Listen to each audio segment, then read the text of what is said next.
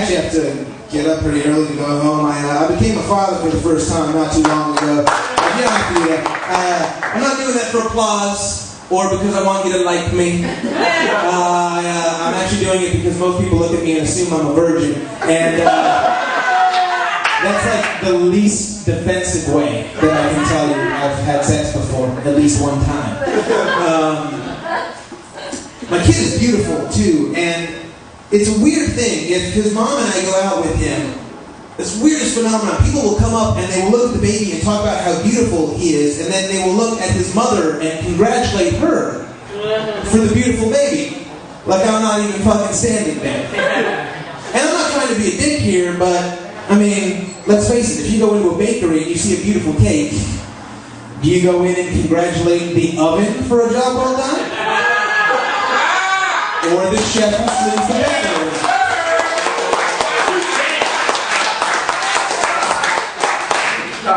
Of course.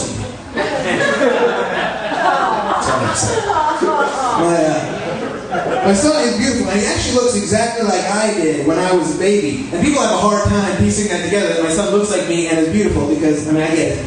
But it's hard to believe now, but I was a beautiful baby. I really was. This is a true story. When I was 13 months old, I was voted one of the 10 most beautiful babies in the Southwest. Which is ironic, because right now I wouldn't be one of the 10 most beautiful people on a Southwest Airlines flight to Boise. But when I was a kid, I was beautiful. And like as a parent, I want to teach him. You know, like I want to spare him some of the pain that I had. So like I want to pull him aside and be like, listen, at 13's, the wheels are falling off this son of a bitch, alright? You can get laid at 9, I'll deal with your mother. Just do it. Things are going to slow down drastically after that.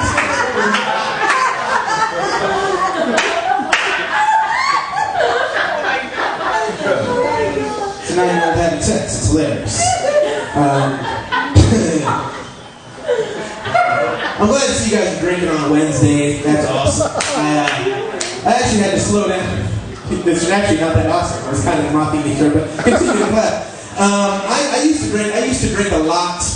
But I had to stop drinking. I would get horrible hangovers, you know? Like, you ever had a hangover so bad that it doesn't even take loud noises to make your head hurt? You know, like somebody emails you and they type in all caps and you're like, dude, what the fuck? Some of us have been drinking. Use italics if you want to get cute.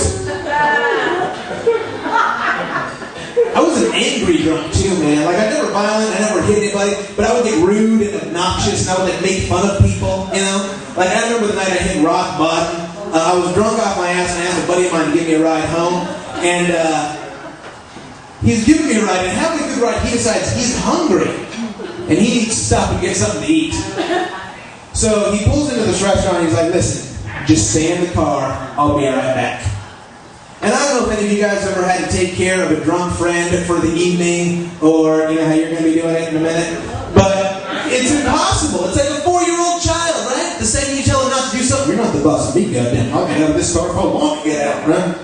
So I'm stumbling around the parking lot, and I make my way to the front by the door, and there's this huge fat guy, right, by the door, right? Like, he was so fat, he actually had food in his hand. In case he got hungry from the door to the car, he was prepared, right? And it's not bad enough that he was overweight. He was like a hick. He was wearing these overalls. So I just unload on this guy, man. Every fat joke, redneck joke I could think of for like 20 minutes. 20 minutes. That's how long it took me to realize I was yelling at the Bob's Big Boy statue. So if that is not a cry for help, I don't know what is.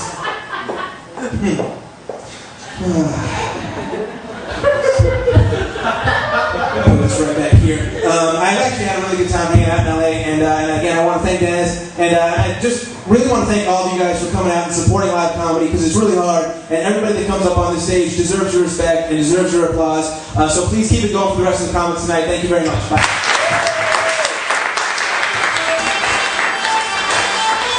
Brian Mollica.